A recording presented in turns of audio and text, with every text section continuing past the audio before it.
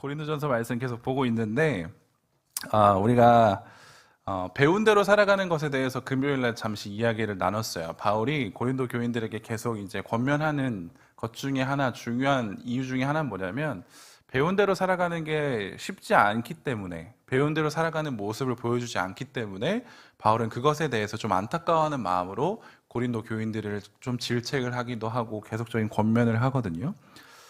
배운 대로 살아간다. 너무 우리는 명확하게 잘 알고 있어요. 그게 중요하다라는 거 하는 걸. 그런데 신앙생활 함에 있어서도 그 배운 대로 살아가는 것을 지키지 못할 때가 꽤나 많아요. 꽤나 많아요. 근데 그거는 뭐 우리 다 모두에게 동일하게 주어지는 어려움일까요? 그래서 우리는 함부로 누군가에게 왈가왈부할 수가 없다는 거예요. 왜냐하면 나조차도 그 배운 대로 잘 하지 못하기 때문에. 그러면 아무 소리도 할 수 없느냐? 그건 아니에요. 그건 아니에요. 그래서 바울은 우리가 배운 대로 살아가야 되는데, 너나 할 것 없이 그 배운 대로 살아가는 게 꽤나 어렵다. 그래서 우리는 서로를 그 입 다물고 있어라가 아니라 우리는 어떻게 그들에게 권면을 하고 조언해야 될까에 대한 부분을 오늘 조금 이야기를 하고 있는 것 같아요. 그래서 오늘 말씀을 좀 살펴보면서 우리가 이러한 존재들이고 이런 어려움이 있지만 그렇기 때문에 우리가 서로를 위해서 이러한 마음으로 좀 배려하고 이러한 마음으로 서로 권해야겠다라는 것을 좀 발견하면 좋을 것 같아요. 자, 그래서 바로 오늘 14절에 뭐라고 이야기하냐면 성경 보세요. 내가 너희를 부끄럽게 하려고 이것을 쓴 것이 아니라 오직 너희를 내 사랑하는 자녀같이 권하려 하는 것이다 라고 이야기를 해요. 지금까지 바울은 계속적으로 그들의 좀 아픔, 문제들을 좀 드러냈거든요. 들춰냈거든요. 근데 바울이 여기서 딱 한 가지 선을 긋는 게 뭐냐면 내가 너희들한테 이렇게 이야기하는 건 너희들에게 부끄러움을 주려고 위한 것이 아니야 라고 이야기를 한다는 거죠. 여러분들도 뭐 누군가를 가르쳐 봤겠지만 가르침에 있어서 조금 어려운 부분이 무엇일까라고 생각을 해봤을 때 내가 무엇인가를 가르쳤어요. 근데 그 배우는 대상이 있잖아요. 그 배우는 대상이 삶의 변화를 일으켜야 된다는 게 가장 어려운 부분이에요.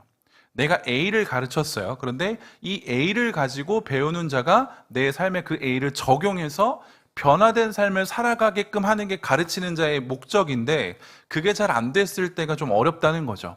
이 사람의 변화를 일으키기 위해서 내가 무엇인가를 지식을, 정보를 제공했는데 그것이 그에게 변화로 이어지지 않을 때 그런 것들이 좀 어렵다라고 하는 것이죠. 그래서 삶의 변화를 이끌어내기 위한 좀 방법들일까요? 다양한 방법들이 있지만 제가 한 가지 공감하는 방법은 무엇이냐면 그 사람이 가지고 있는 생각과 행동이 잘못되었다라는 것을 이야기해 주는 게 삶의 변화를 일으키는데 좀 중요한 포인트가 되더라고요. 내가 어떠한 삶을 가지고 생각을 가지고 행동들을 했어요. 그런데 가르치는 자가 봤었을 때 그것을 변화시키고 싶을 때 쓰는 방법이 뭐냐면 지금 너가 하고 있는 행동과 잘못이 잘못되었어를 이야기해 주는 것. 이것이 전 중요하다라고 생각을 하거든요. 그런데 여기서 그 행동의 잘못을, 생각의 잘못을 이야기해 주면 듣는 사람은 어떠한 반응을 보일 수 있냐면 물론 다양한 반응이 있겠지만 그 중에 하나가 뭐냐면 부끄러움을 느끼는 거예요. 이게 내가 잘못되었구나. 내 행동과 내 생각이 잘못되었구나. 그래서 지금 내 앞에 있는 사람은 이것을 불편하는구나. 이게 좀 부끄러운 행동이었구나를 내가 캐치하게 하는 거겠죠. 부끄러움이라고 하는 것. 그래서 이 수치를 경험하고 부끄러움을 경험한 사람은 이거에 대한 기억이 있기 때문에 이것에 대한 흔적이 있기 때문에 변화된 삶을 살아가다가 동일한 모습을 보여주려고 하는 순간 그게 탁 뜨게 되죠. 이미지화가 되겠죠. 그래서 이 행동은 옳지 않았어. 이 행동은 부끄러운 거야. 남들에게 보여줬을 땐 이건 옳지 않아 라는 것이 작용하게 돼서 나는 이렇게 살아가면 안 되겠다라고 하는 변화를 조금씩 가져오게 된다라고 하는 겁니다. 그래서 저는 이전의 삶을 반성하고 그리고 돌이키기 위해서는 이 부끄러움을 아는 게 굉장히 좀 중요하다고 생각을 해요. 근데 이렇게 생각을 하게 된 계기는 뭐냐면 저도 저의 경험들 때문에 그렇거든요. 물론 이거는 조금 심오한 경험은 아니지만 제가 늘상 하는 얘기가 뭐냐면 사람은 다 관종이에요. 그쵸? 저도 관종이었어요. 그래서 제가 어렸을 때 초등학교 때만 해도 수학여행을 다니면 2박 3일로 가거나 이렇게 하면 꼭 그날 밤에 뭐 하는 줄 아세요? 우리가 학교에서 수학여행 갔어. 그날 밤에 뭐 하죠? 선생님? 아, 진실 게임이라니 말도 안 돼. 그거는 이제 방 안에서 모여서 하는 거. 전체적인 행사. 캠프파이어 그 전에 장기자랑. 장기자랑. 제가 초등학교 6학년 때 장기자랑이 너무 하고 싶은 거예요. 근데 근데 전 좀 내성적인 아이였어서 전 드러내지를 못했어요. 누군가 저를 추천해 주길. 그런데 6학년이 되었어요. 근데 어떻게 하다 보니까 그 과정까지는 제가 기억은 나진 않지만 어떻게 하다 보니까 제가 듀엣을 하게 됐어요. 그러니까 저 그때도 노래를 잘 못했거든요. 전 진짜 노래를 잘 못해요. 진짜 못하는데 듀엣을 하게 됐어요. 그래서 연습을 했겠죠? 연습을 하고 그날이 됐어요. 너무 떨리죠. 그래서 예를 들어서 뭐 6학년 6반 뭐 준비한 장기자랑 보겠습니다. 이러고 환호하잖아요. 그럼 이제 걸어 올라가. MR이 나와요. 짠 나와요. 그래서 제가 기억하는 건 거기까지예요. 짠 나와요. 그래서 노래를 불렀는데 애들이 엄청 비웃어요. 뭔가 잘못됐다는 걸 캐치를 한 거죠. 제가 노래를 못했으니까. 심지어 제가 도입부였던 걸로 기억까지 해요. 도입부였어요. 뭘 했는데 애들이 엄청 비웃고 나니까 제가 좀 당황했죠. 그래서 제가 마이크를 내렸어요. 근데 내 옆에 있는 친구가 노래를 잘하는 친구였는데 그걸 받아주더라고요. 거기까지. 도무지 기억이 안 나요. 제가 그거를 경험하고 난 다음에 더 이상 두 번 다시 장기자랑을 하지 않겠다라고 다짐했어요. 거기에서 경험한 그 부끄러움은 이루 설명할 수 없습니다. 경험해 보신 분이 있다면 공감을 하실 테지만, 물론 이건 뭐 오늘 제가 이야기하려고 하는 뭐 죄에 대한 부끄러움 이런 것보다는 좀 차원이 다르긴 하지만, 어떠한 사람이 삶의 변화를 일으키기 위해선 그래서 저는 이 부끄러움을 경험하는 게 중요하다라고 저는 생각을 하거든요. 그런데 생각을 해보세요. 바울은 지금 편지를 계속 썼죠. 그럼 4장까지 이어지면서 적나라하게 그들의 잘못을 조금 언급했다고요. 야, 너희들 지금 팔을 나눠서 지금 교회를 힘들게 하고 있지? 근데 그건 중요하지 않아. 그거는 옳지 않아. 그 온도를 조금만 1, 2도만 내려주시면 좋을 것 같아요. 에어컨. 그런 건 옳지 않아 라고 하면서 너희들이 그렇게 하는 건 영적인 교만에 빠져 있기 때문이야 라고 이야기하면서 그들이 좀 감추려고 했던 그들의 좀 민낯을 바울은 좀 적나라하게 보여주고 있거든요. 근데 그런 것들을 느껴보세요. 그런 것들을 다른 누군가에게 이야기를 들어보세요. 그럼 당연히 사람이라면 부끄러움을 느낍니다. 부끄러움을. 자, 근데 여기서 바울이 되게 이상한 말을 해요. 내가 너희들한테 이걸 쓴 건 부끄러움을 주려고 하는 게 아니야. 아니, 이미 부끄러움을 줬다니까요. 그런데 바울은 아니야, 난 부끄러움을 주려고 하는 게 아니야 라는 식으로 이야기를 해요. 뭔가 앞뒤가 안 맞는 것 같은 느낌이 있다는 거죠. 바울이 그 잘못을 지적함으로 말미암아 그들은 반드시 부끄러움이라는 걸 경험하게 될 텐데, 바울은 거기다가 뭐라고 또 이야기하냐? 내가 이렇게 한 건 부끄럽게 하려고 하는 게 아니야. 뒤이어서 뭐라고 이야기하냐면, 너희를 내가 사랑해서 마치 부모가 자녀를 사랑하는 것 같이 너희들이 권면하기 위해서 이렇게 하는 거다라고 이야기를 해요. 저는 이게 솔직히 이해는 잘 되지 않았어요. 이런 말을 하지 않았으면 오히려 더 좋았겠다 라는 말까지, 이런 생각까지 들게 됐습니다. 그런데 좀 생각해 봐야 될 게 뭐냐면, 바울은 지금 너희들에게 부끄러움을 주려 하는 게 아니야의 방점이 있는 게 아니라 그 뒤에 방점이 있거든요. 바울이 이야기하는 방점이. 그 뒤에는 뭐라고 이야기하냐면, 내가 너희들을 어떻게 생각하는지가 더 중요한 거예요. 나는 지금 너희를 자녀와 같이 생각해. 마치 영적인 아버지인 것 마냥 나는 너희들을 대하고 있어가 더 중요한 포인트인 거예요. 이해되셨죠? 자, 그러면 여기서 한번 우리가 좀 구별을 해봐야 돼요. 무슨 구별이냐? 세상은 어떠한 잘못과 어떠한 생각이 그것들이 잘못되었다는 것을 이야기할 때, 부끄러움을 줄 때 그들이 가지고 있는 태도가 한 가지가 있는데, 그것이 무엇이냐면 부모의 태도와는 조금 달라요. 여러분들이 어떠한 잘못을 했습니다. 그런데 세상의 사람들은 그것을 지적해 주잖아요. 그렇죠? 근데 그 지적을 할 때 그들의 기본적인 텐션은 뭐냐면, 너 이거 진짜 잘못한 거 네가 알지예요. 두 번 다시 이거 하지 마. 너 이거 알지? 이게 얼마나 부끄러운 줄 알지? 이걸 조금 더 심각하게 이야기하면 치욕스럽게까지도 이야기할 수 있어요. 뭐 물론 우리가 매스컴을 통해서 뭐 이런 것들을 보긴 하지만 상사가 부하 직원한테 되게 적나라하게 잘못들을 이야기하는 것들을 보잖아요. 왜 그렇게 이야기할까요? 이거 정말 잘못된 거야. 너 생각이 있는 거야? 아니, 생각이 있으면 이런 게 못할 텐데? 라고 하면서 마치 그들의 잘못을 수정해 주는 것과 같은 모습은 보여지긴 하지만 그들의 이면적인 태도는 뭐냐면 치욕을 주는 거예요. 좀 비난하는 거예요. 그러니까 부끄러움에 조금 더 단계가 올라간 거겠죠. 치욕스럽게 하는 거고, 비난하는 거. 그렇게 하면서 내가 지금 너의 상사야. 우리는 지금 이익을 위해서 이렇게 해나가야 되는데 넌 지금 정말 잘못하고 있어. 넌 무능해, 한심해 라는 것을 정확하게 짚어주는 거죠. 근데 그 이야기를 들으면 우리는 꽤나 상처를 많이 받습니다.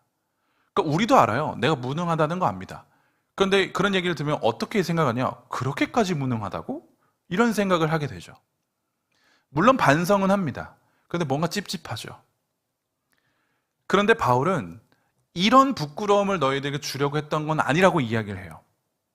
부끄러움을 주려고 했던 건 맞아요. 당연하죠. 잘못을 지적했으니까요.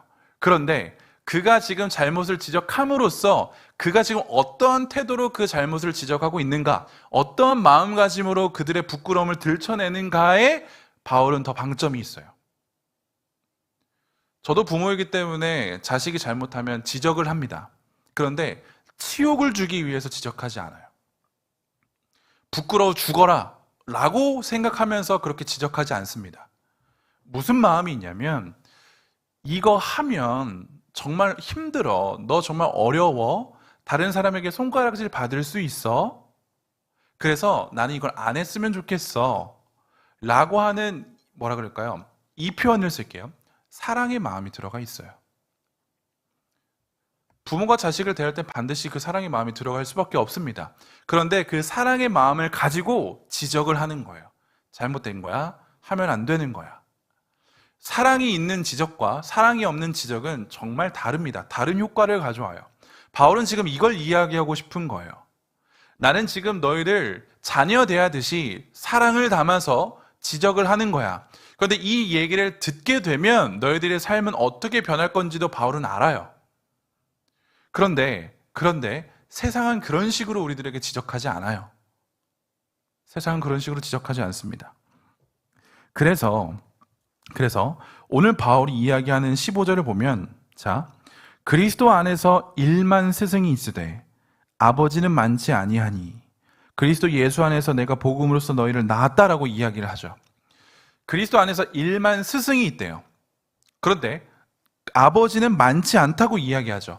바울은 지금 자신이 어떠한 태도로 너희들에게 권면하고 있는지를 더 구체적으로 설명하기 위해서 스승과 아버지를 비교해요. 근데 바울이 이야기하는 게 뭐냐면 스승은 많대요. 1만이래요. 10,000명 넘게 있대요. 그런데 아버지는요? 많지 않다는 거죠. 자, 이 당시에 스승이 어떠한 존재였는지를 조금 살펴볼게요. 여기서 말하고 하는 스승은 종이에요. 종인데 어떤 종이냐면 주인이 너무 믿음직한스러운 종이에요. 믿는 종이에요. 근데 이 종에게 어떠한 역할을 부하냐면 내 자녀를 좀 가르쳐라. 이런 종이에요. 그래서 이 종은 뭐 하냐면 이 주인의 자녀를 계속 케어하는 거예요. 예를 들어서 학교를 가줘요. 같이 가요. 그리고 또 데리러 와요. 그리고 그가 못난 부분이 있으면 학원도 데려다 줘요. 그리고 보충 수업이 필요하면 그가 또 해줘요. 그러니까 이런 일거수일투족을 자녀를 위해서 애쓰는 자거든요. 이 종이. 근데 스승이에요, 스승. 근데 이 종을 그 당시 로마 시대에 어떤 식으로 묘사를 했냐면 항상 매를 들고 있대요. 항상 매를 들어요. 그리고 그의 표정들과 조금 몸짓을 보면 뭐라 그럴까요? 굉장히 좀 거칠어요. 거칠게 묘사가 돼요. 이게 무슨 뉘앙스인지 아시겠죠?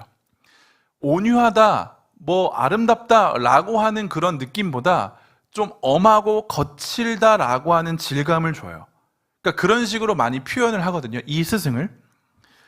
이들의 목적은 분명합니다. 뭐냐면 이 자녀를 키우는 거예요. 잘 키우는 거예요. 근데 부모의 목적도 똑같겠죠. 부모의 목적도 뭐죠? 자녀를 잘 키우는 겁니다. 두 목적, 스승과 부모의 목적은 똑같습니다. 그런데 대하는 태도가 달라요. 바울은 지금 이걸 이야기하고 있는 거야. 대하는 태도가 다르다는 거. 일만 스승은 있지만 아니요, 아버지는 많지 않아요. 생각을 해봤습니다. 바울도 스승이잖아요. 가르치는 자잖아요. 자, 가르치는 자에게 일만 스승의 역할, 태도로 갖는 게 나을까요? 아니면 아버지와 같은 마음으로 애들을 대하는 게 나을까요? 여러분들 여기 교사들도 많이 있겠지만 생각해 보세요. 교사는 교사로서의 태도를 가지고 그들을 가르치는 게 좋을까요? 아니면 마치 내 아들과 딸인 것처럼 생각하면서 가르치는 게 더 좋아요? 여러분들의 입장에서 1번이에요, 2번이에요? 전 무조건 1번이거든요. 왜냐면 내가 아니에요. 굳이 내가 그렇게 더 애써서 그 아이를 가르칠 필요가 있습니까? 아니요. 그럴 필요가 없어요. 나에게 맡겨진 목적은 무엇이냐면 그냥 잘 가리키면 돼요. 가르쳐주면 돼요. 그쵸? 잘 가르쳐줘요. 그럼 어떻게 잘 가르쳐주는 게 좋을까요? 혼내면 됩니다. 못하는 거 지적하면 돼요. 저는 어렸을 때 과외를 꽤나 많이 받았기 때문에 잊지 않는 선생님이 한 명 계시는데 영어 선생님이 계시거든요. 제가 영어 학원을 과외를 다닐 때 유행했던 공부 방식이 뭐냐면 스파르타 공부 방식이었어요. 집에 안 보내요. 안 보내요. 제가 초등학교 5학년 때부터 중학교 2학년 때까지인가 그 영어를 했던 것을 기억하는데 항상 금요일이랑 주일날 수업을 했거든요. 근데 주일날 이렇게 예배를 드리고 초등학생이잖아요. 그럼 얼마나 놀고 싶어요. 솔직히 얘기하면. 축구하고 싶어. 근데 저는 집에 가야 돼요. 왜냐? 숙제를 해야 되거든요. 근데 숙제가 진짜 많았어요. 진짜 많았어요. A3 용지를 한 10장을 줘요. 거기다가 계속 그냥 쓰는 거예요. 이거를 오후 2시부터 가기 전까지 7시까지 계속 해요. 근데 전 진짜 울면서 했어요. 어린 나이니까 울면서 했어요. 그리고 그 학원 가기가, 과외 가기가 너무 싫어서 제가 자전거를 타고 다녔는데 자전거를 타고 가면 좀 일찍 도착하잖아요. 근데 전 바로 들어가지 않았어요. 전 무조건 8시 맞춰서 들어갔거든요. 그건 뭐였냐? 뒤에 공원이 있었는데 자전거를 타고 공원을 계속 돌아요. 그 시간이 될 때까지. 그러면서 8시에 들어가요. 그리고 저는 공부를 잘 못했기 때문에 귀가 시간은 늘 1시였어요. 안 보내요. 집에 안 보내요. 근데 집에 보내주잖아요? 그럼 전 자전거를 타고 또 그 공원을 돌아요. 소리 지르면서. 너무 신나서. 진짜요. 이거 거짓말, MSG가 없습니다. 진짜입니다. 그렇게 왔어요. 근데 저는 그때가 그게 너무 싫었거든요. 근데 제가 아직도 기억하는 게 있어요. 무슨 용법인지는 모르겠어요. 근데 그때는 막 약자를 쓰면서 빨리 기억하기 위해서 앞글자를 따서 막 이렇게 하는 게 있잖아요. 아직도 기억하는 게 MPMP 플러스다. 뭔지 몰라요. 근데 MPMP 플러스를 아마 수동태인가 뭔지 이렇게 적용하는 건데, 무튼 제가 이야기하려고 하는 건 뭐냐면 기억에 나게 하고 잘 가르쳐 주기 위해선 압박을 주면 돼요. 어쨌든 뇌리에 남게 되거든요. 그렇게 하면 돼요. 스승은 그 목적을 달성하면 됩니다. 사랑이 필요한가요? 사랑이 필요 없습니다. 그런데 아버지는 달라요. 아버지는 다릅니다. 그래서 바울은 이야기하는 거예요. 너희들 주위에 스승이 너무 많아. 가르쳐 줄 수 있는 사람이 너무 많아. 그런데 과연 그들에겐 사랑이 있을까? 정말 그들의 가르침을 받은 너희들은 정말 삶이 잘 변할 수 있을까? 난 그렇게 생각하지 않아. 그래서 나는 나에게는 조금 어렵고 버거울진 몰라도 너희들을 마치 나의 자녀로 생각하면서 그 사랑의 마음을 담아서 가르치는 거야. 그래서 바울은 아파합니다. 그래서 바울은 속상해해요. 그래서 바울은 기뻐해요. 그래서 바울은 화를 내요. 왜요? 너무 사랑하니까요. 내가 사랑하는 이 고린도 교회가, 내 자녀와 같은 고린도 교회가 이런 문제가 발생을 해요. 너무 화가 나죠. 너무 화가 납니다. 그런데 이 화를 어떻게 표출하냐면 아버지와 같은 마음으로 표출을 해요. 또 누군가는 이렇게 이야기할 수 있습니다. 뭐 아버지와 같이 혼내고 스승과 같이 혼내도 어쨌든 혼나는 건 똑같잖아요. 근데 그건 아버지의 사랑을 모르기 때문에 이야기하는 거예요. 아버지의 사랑을 안다면, 부모의 사랑을 안다면 스승의 가르침과 부모의 가르침이 같다고 이야기할 수는 없어요. 바울은 지금 그걸 이야기하는 겁니다. 바울은 고린도 교회의 스승이 아니에요. 바울은 고린도 교회의 아버지예요. 영적인 부모예요. 그렇기 때문에 그들이 정말 주 안에서 잘 되기 원해요. 그들이 정말 배운 대로 살아가길 원해요. 그래서 바울이 그들의 소식을 계속 들으면서 이 글을 쓰면서도 굉장히 아팠을 거예요. 아니, 우리 애들이 그런 애들이 아닌데, 부모는 당연히 이렇게 생각하죠. 우리 애들이 그런 애들이 아닌데 정말 이렇게 행동을 했다고? 믿겨지지 않는 거예요. 근데 소문들이 계속 들려옵니다. 그랬대요. 무너져 내립니다. 정말 무너져 내려요. 그 마음을 담아서 편지를 써요. 사랑하는 고린도 교인 성도들아, 너희들 지금 시기와 분쟁이 일어나고 있니? 왜 그러고 있는 거니? 너희들은 성령의 사람인데 왜 성령의 열매가 보이지 않아? 왜 너희들은 죽도록 충성하지 않아? 왜 너희들은 배운 대로 하지 않아? 라는 것을 이야기하는 거죠. 근데 바울은 사랑이 있어서 뒤에 이렇게 이야기를 해요. 내가 지금 너희들에게 이렇게 쓰는 건 부끄럽게 하라는 게 아니야. 그걸 좀 알았으면 좋겠다. 난 스승과 같이 너희를 대하지 않아. 난 너희를 자녀와 같이 대하고 있어. 부끄럽다면 미안해. 하지만 변해야 돼. 라는 이 마음을 담아서 계속적으로 편지를 쓰고 있는 거죠. 그래서 바울은 16절에 뭐라고 이야기하냐면, 그러므로 내가 너희에게 권하노니 너희는 나를 본받는 자가 되라 라고 이야기를 해요. 자녀는 부모를 닮아갑니다. 너무 당연한 거예요. 부모는 자녀의 거울이다라고 하는 말이 있을 정도로 자녀는 부모를 잘 봐요. 그리고 잘 따라갑니다. 그런 의미로 이건 너무 맞는 말이에요. 이걸 모르면 바울의 이 말은 굉장히 건방진 거예요. 감히 인간 나를 본받으라고? 우리가 본받아야 할 대상은 누구죠? 오직 예수 그리스도예요. 그분밖에 없습니다. 그런데 왜 한낱 인간 따위가, 죄인된 인간 따위가 이런 말을 하냐고요. 이걸 모르면 이렇게 이야기할 수 있겠지만 지금 바울은 내가 너희들의 부모와 같은 심정으로 이야기하기 때문에 그래요. 자녀는 부모를 따라가요. 이건 너무나 당연한 거예요. 너무 당연한 겁니다. 그래서 바울은 이야기합니다. 자녀들아, 부모를 본받아라. 자녀들아, 나를 본받아라. 바울은 이렇게 이야기를 하는 거죠. 결국 교만한 얘기가 아닙니다. 교만한 얘기가 아니에요. 바울은 복음을 위해서라면 그의 생명을 아끼지 않았던 사람이에요. 그건 누구나도 너무도 잘 알고 있어요. 너무 잘 알고 있습니다. 그래서 설령 바울이 어떠한 사람이에요? 바울이 뭐 그 따라갈 만한 위인이야? 라고 생각하지 않아도 돼요. 바울의 인생은 그랬어요. 복음을 위해서 그의 삶을 다 던졌어요. 이런 사람이 어디 있습니까? 많지 않아요. 이 사람을 바라보고 이 사람과 같이 살아가도 무방합니다. 무방해요. 바울은 그런 인생을 살았기 때문에 그렇죠. 이런 부모 밑에서 자란 자녀들은 어떨까요? 이런 부모 밑에서 자란 자녀들. 그 자녀들도 부모가 보여준 것 같이 복음을 위해서라면 당연히 자신의 삶을 아까워하지 않을 거예요. 근데 우리는 또 이렇게도 생각을 하죠. 그런 사람들도 굉장히 많아요. 그런데 엇나가는 자녀들도 있죠. 제자훈련에 굉장히 큰 대가라고 하는 오카노 목사님 돌아가셨지만 그 장례식에서 그리고 그 자녀들이 이제 오카노 목사님에 대해서 이렇게 이야기했을 때, 물론 저는 그 자리에 없었지만 들은 것을 토대로 이야기를 드리면 아버지에 대한 조금 원망은 있었던 것 같아요. 너무 바쁘셔서 아이들과 함께 할 수 없었고, 그래서 아이들의 입장에서는 굉장히 아버지가 좀 싫었다, 좀 원망스럽다 라고 하는 뉘앙스의 이야기를 하셨다라는 것을 제가 들었어요. 오카노 목사님은 정말 교회를 위해서, 제자훈련을 위해서, 성도를 위해서 헌신하시면서 살아가신 분이라고 저는 감히 생각합니다. 그럼 제가 방금 말한 논리로요. 그런 부모 밑에 있었으면 그 자녀도 그렇게 살아가야 되는 게 맞잖아요. 그렇죠? 그런데 왜 그 자녀들은 아버지에 대한 조금의 원망을 하죠? 우리는 인간이기 때문에 그럴 수 있습니다. 저는 이걸 어떻게 표현하고 싶냐면, 그들이 그렇다는 게 아니에요.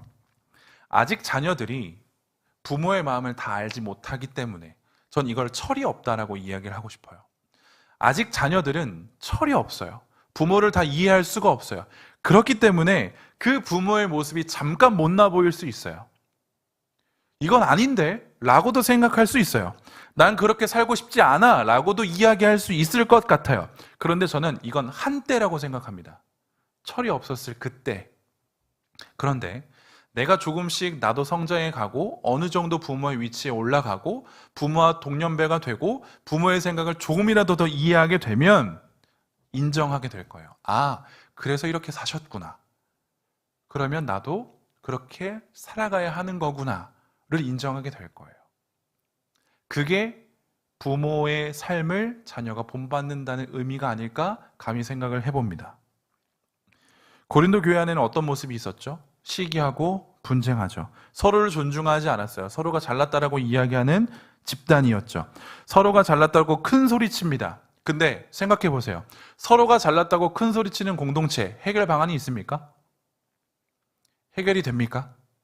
너나 할 것 없이 큰 소리 칩니다. 내가 더 잘났다고, 내 말이 맞다고, 우리 파가 더 맞다고, 너나 없이 큰 소리 쳐요. 그러면 그 공동체에 해결할 수 있어요? 문제를? 절대 못하죠. 왜요? 너나 할 것 없이 다 큰 소리 치는데 어떻게 문제를 해결합니까? 절대 그거는 해결할 수가 없어요. 우리도 알지만 그런 공동체에는 문제를 해결할 능력이 없다는 것을 압니다. 그래서 바울이 뭐라고 20절에 이야기하냐? 하나님의 나라는 말에 있지 아니하고 오직 능력에 있다라고 이야기를 해요. 말만 번지르르하게 하면 하나님의 나라가 임합니까? 큰 소리 치면 하나님의 나라가 도래합니까? 그럼 그걸 누릴 수 있나요? 아니요, 그렇지 않아요. 칼빈이라고 하는 학자는 이걸 이렇게 이야기합니다. 하나님의 나라는 우리 가운데서 우리를 통치하시는 것이다. 하나님의 나라는 통치거든요. 우리가 하나님의 통치를 받는 것. 근데 바울은 이 왕국은 말에 있지 않다라고 말해요. 왜냐하면 공허한 울림 외에는 아무 내용도 없어요. 큰 소리 쳐봤자 그 말은 아무런 내용이 없어요. 유창한 말로 그럴듯하게 짓거리는 것은 조금도 놀라운 것이 못 되기 때문에 그렇다고 이야기를 해요. 고린도 교회의 사람들을 생각해 보세요. 바울이 낫다, 게바가 낫다, 아볼로가 낫다, 그리스도가 낫다 말만 합니다. 그 안에 능력이 있나요? 능력이 보여지는 모습인가요? 바울이 더 나아요. 그래요. 설령 바울이 더 낫다고 칩시다. 근데 그들의 능력은 뭔가요? 분쟁이에요. 시기예요. 아무런 능력이 없어요. 그러므로 우리는 가르치는 데 있어서 피상적인 매력이나 기술은 겉으로 잘 꾸미고 화장을 곱게 한 육체와 같다라고 칼빈은 이야기를 해요. 말만 잘하면 뭐합니까? 속이 없는데. 그래서 바울은 이야기해요. 하나님의 나라는 말이 아니라 능력에 있다라고 이야기를 하죠. 하나님의 능력, 이게 뭘까요? 이게 뭘까요? 하나님의 능력을 우리는 이렇게도 이야기할 수 있습니다. 하나님의 능력은 공의와 사랑이에요. 하나님의 나라는 하나님의 능력이 있는 곳인데 그 하나님의 나라는 사랑이요 공의가 확실합니다. 우리는 이 나라를 기대하거든요. 하나님의 공의와 하나님의 사랑, 이 우리를 통치하는 것이 하나님의 나라예요. 그렇다라고 한다면 우리는 이 하나님의 나라를 누릴 수 있어야 되잖아요. 그렇죠? 하나님의 공의와 하나님의 사랑을 누릴 수 있는 것이 하나님의 나라라고 한다면 우리는 반드시 그것을 누려야 되는데, 자, 그러면 성경은 이 하나님 나라, 하나님의 공의와 하나님의 사랑을 무엇으로 표현하죠? 무엇으로 표현하죠? 실제로 보여지는 그 예수 그리스도로 표현합니다. 하나님의 공의를 경험하고 싶으신가요? 하나님의 사랑을 경험하고 싶으세요? 하나님의 나라를 경험하고 싶습니까? 그럼 이 땅에 오신 예수 그리스도를 바라보시면 됩니다. 예수 그리스도 그 자체가 하나님의 공의요, 예수 그리스도 그 자체가 하나님의 사랑이기 때문에 그래요. 때문에 하나님의 능력은 곧 예수 그리스도입니다. 우리는 이걸 반드시 인지할 수 있어야 돼요. 여러분들이 이 땅에서 하나님 나라를 누리고 싶습니까? 성경은 우리들에게 이야기해요. 우리는 이 땅에서 하나님 나라를 누려야 된다고. 그냥 죽어서 천국 가서 그때 누리는 게 하나님 나라가 아니라 우리 이 땅에서 하나님의 나라를 누려야 됩니다. 근데 그 방법이 뭐냐는 거예요. 그게 도대체 뭐냐는 거예요. 그게 뭐죠? 예수 그리스도를 누리는 거예요. 그거밖에 없습니다. 여러분들이 지금 이 세상에서 내가 지금 하나님의 통치를 받고 있구나, 하나님 나라에서 내가 지금 거하고 있구나, 내가 하나님의 자녀이구나 라고 느낄 수 있는 유일한 한 가지 통로는 예수 그리스도를 통해서밖에 없어요. 때문에 바울은 이야기합니다. 예수 그리스도를 봐야 되는 거예요. 이것이 곧 뭐죠? 복음이에요. 바울은 늘상 이런 문제 해결을 복음으로밖에 돌파하지 않아요. 왜? 그게 정답이기 때문에 그래요. 하나님의 공의를 보여주고 하나님의 사랑을 보여줍니다. 이 문제를 해결하기 위해선 다른 어떠한 세상의 능력으로 지혜로 할 수 있는 게 아니라는 것을 바울은 너무나도 알기 때문에 예수 그리스도를 계속 드러내는 거예요. 그럴 수밖에 없죠. 그게 유일한 정답이기 때문에 그렇습니다. 우리가 하나님의 나라를 누린다라고 하는 건 하나님의 통치를 경험하는 것입니다. 하나님의 통치를. 그래서 우리는 이 통치를 잘 받아야 되는데 바울은 마지막 21절에서 다시 한번 스승과 아버지를 비교해요. 21절 보면 너희가 무엇을 원하느냐? 내가 매를 가지고 너희에게 나아가랴? 사랑과 온유한 마음으로 나아가랴? 우리는 하나님의 통치를 바랍니다. 하나님의 나라를 경험하고 싶어요. 그게 우리들의 원함입니다. 그때 바울은 이야기해요. 그럼 내가 매로 나아갈까? 스승의 전형적인 묘사거든요. 스승은 매를 들고 있습니다. 그 안에 사랑이 있다고요? 없다고요? 아니요. 자신의 이익과 목적만 있어요. 잘 가르쳐서 내가 그냥 인정받으면 돼요. 바울은 이렇게 나아갈까? 아니면 사랑과 온유의 마음으로 나아갈까? 질문을 던집니다. 스승으로 나아가길 원합니까? 아니면 아버지로 나아가길 원합니까? 하나님의 나라를 경험하는 건 많은 스승이 있다고 되는 건 아니에요. 아버지 한 분만 있어도 우리는 그 하나님의 나라를 누릴 수 있어요. 그리고 그 마음을 가진 자가 사랑의 마음과 온유한 마음을 보여주노라 하면 우리 공동체 또한, 고린도 공동체 또한 하나님의 나라를 누릴 수 있다는 것을 바울은 이야기를 하죠. 결국 자녀를 변화시키는 건 매가 아니에요. 여러분도 아실 겁니다. 결국 자녀를 변화시키는 건 매가 아니에요. 뭐죠? 사랑이에요. 온유한 마음이에요. 하나님에게 인간이라고 하는 존재는 어떠한 존재죠? 반역한 존재예요. 죄가 가득한 존재예요. 그래서 하나님이 공의로우시다면 그들을 그 즉시 죽이시고 그분의 거룩함을 지켜내실 수도 있었어요. 용서하지 않으시고 그냥 그들을 즉결 처분하실 수 있으신 분이 공의의 하나님이시죠. 그런데 하나님께서는 그들을 즉각적으로 그렇게 처분하지 않으셨어요. 처단하지 않으셨어요. 지켜내셨어요. 지켜보고 계셨어요. 왜요? 그가 사랑이시고 그가 온유이시기 때문에 그래요. 만약 그분께서 인내하지 않으시고 온유를 보여주지 않으시고 사랑의 모습을 보여주지 않았다면 우리는 그냥 죽어요. 그냥 죽어요. 이 자리에 있을 수가 없다는 것을 이야기하죠. 누군가는 이렇게 이야기합니다. 구약의 하나님은 너무 무섭습니다 라고 이야기하는데 아니요. 구약의 하나님처럼 따뜻한 분이 없어요. 구약을 보세요. 이스라엘 백성들 뭐 해요? 계속 하나님 떠나잖아요. 계속 반역하잖아요. 하나님께서 바로 죽이십니까? 아니요. 그렇지 않아요. 물론 어느 때는 강력한 회초리를 드는 것처럼 보일 때도 있어요. 그런데 그 회초리를 드시자마자 바로 뒤이어서 하실 말씀이 뭐냐면 미안하다. 두 번 다시 내가 이렇게 하지 않겠다. 돌아와라. 이걸 계속 보여주시거든요. 구약의 하나님 무섭습니까? 아니요. 그렇지 않아요. 구약의 하나님은 누구보다도 사랑과 온유한 마음을 보여주시는 하나님이세요. 그리고 그 결정체가 신약으로 넘어오죠. 예수 그리스도를 통해서 보여지게 되죠. 우리는 이것을 기억할 수 있어야 됩니다. 자녀를 변화시키는 건 매가 아니에요. 사랑과 온유의 마음이다 라고 하는 것이죠. 예수 그리스도가 오셔서 뭘 하셨죠? 인간과 같이 되셔서 우리를 공감하셨잖아요. 이게 온유예요. 이게 사랑이에요. 이게 인내예요. 그가 만약 우리와 같이 되지 않으셨다라고 한다면 하나님은 지금도 우리를 공감하지 않으실 겁니다. 그 예수 그리스도가 우리를 공감하시기 때문에 지금도 여전히 하나님은 참고 계세요. 하나님 얘네들이 얼마나 열심히 살고 계시지 아시죠? 얘네들 정말 신앙 지키기 어려운 거 아시죠? 상상입니다. 그래서 하나님의 진노를 바라시면 안 돼요. 참으세요. 라고 지금도 여전히 우리 예수 그리스도께서는 이야기하고 계시지 않을까라는 상상을 잠깐 해봐요. 하나님은 그 누구보다도 사랑이시고 온유하십니다. 그러나 동시에 공의의 하나님이시죠. 바울은 이 하나님의 공의와 하나님의 사랑을 경험하였던 자이기 때문에 복음을 맡은 자로서 충실하게 그 복음을 전할 수밖에 없어요. 충성되이 복음을 전할 수밖에 없어요. 그래서 부모와 같은 심정으로 곳곳을 돌아다니면서 그들을 위해서 편지를 쓰고 그들을 위해서 기도하는 거죠. 제가 금요일날 여러분들을 뭐라고 이야기 드렸냐면 우리는 배우는 자인 동시에 가르치는 자라고 말씀을 드렸어요. 우리들의 신앙의 연수가 적고 그리고 믿음이 아직 연약하다고 한다면 우리는 계속 배우겠죠. 그런데 언젠가 우리들의 신앙이 성장하게 되면 우리는 또 믿음이 연약한 자를 가르치는 자가 되어야 돼요.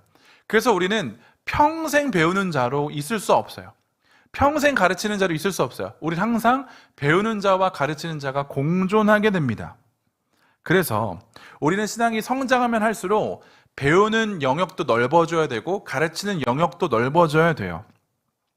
배우는 자로서 가장 필요한 게 뭐죠? 내 삶에 예수가 필요하다. 이걸 여러분들이 깊이 깨달으시면 돼요. 배우는 자로서 내가 예수가 필요하다. 아, 이 영역에서도 필요했던 거구나. 근데 또 다른 영역에서도 예수가 필요했던 거구나 라는 것을 배우는 자로서 계속적으로 성장시켜 가시면 됩니다. 동시에 가르치는 자로서 또 뭘 성장시켜야 되냐면 부모의 심정을 가지고 배우려고 하는 자들에게 다가갈 수 있어야 돼요. 부모의 마음을 가지고 사랑과 온유의 마음을 가지고 복음을 전할 수 있는 자가 되어야 돼요. 근데 제가 생각해 봤거든요.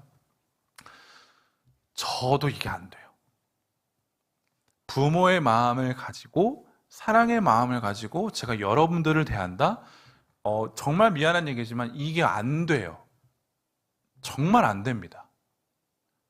그래서 전 항상 스승이 되려고 하는 것 같아요. 항상 매를 주려고 하는 것 같거든요.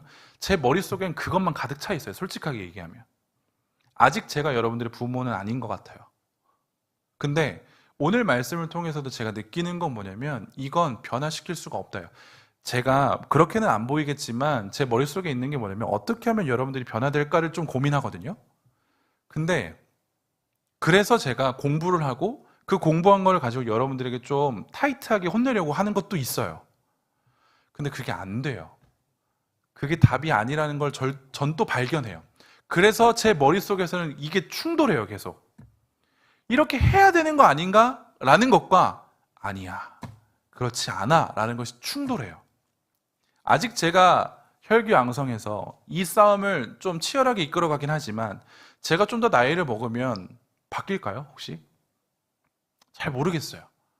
제가 고백하는 건 전 아직 여러분들을 제 자녀라고 아직은 생각을 못하는 것 같아요. 그래서 스승이 되려고 하는 것 같아요. 근데 전 또 오늘 말씀을 통해서 저도 저의 삶을 돌아봅니다. 아, 이건 잘못된 것일 수 있다. 내가 지금 하고자 하는 방식은 좋지 않을 수 있다. 부끄러움만 주려고 하는 건가? 아니면 변화를 시키려고 하는 건가에 대한 경계를 저는 오늘도 한 번 더 생각을 해봅니다. 여러분들에게도 마찬가지예요. 우리는 서로의 동역자입니다. 서로를 가르쳐 줄 수 있어야 되거든요. 그럼 그럴 때 우리는 이 생각들을 한번 해봐야 돼요. 내가 내 사랑하는 동역자에게 스승질을 하려고 하는가? 아니면 부모의 사랑을 보여주려고 하는가? 이걸 우리는 좀 생각해 볼 필요가 있습니다. 답은 쉽게 나오지 않을 거예요.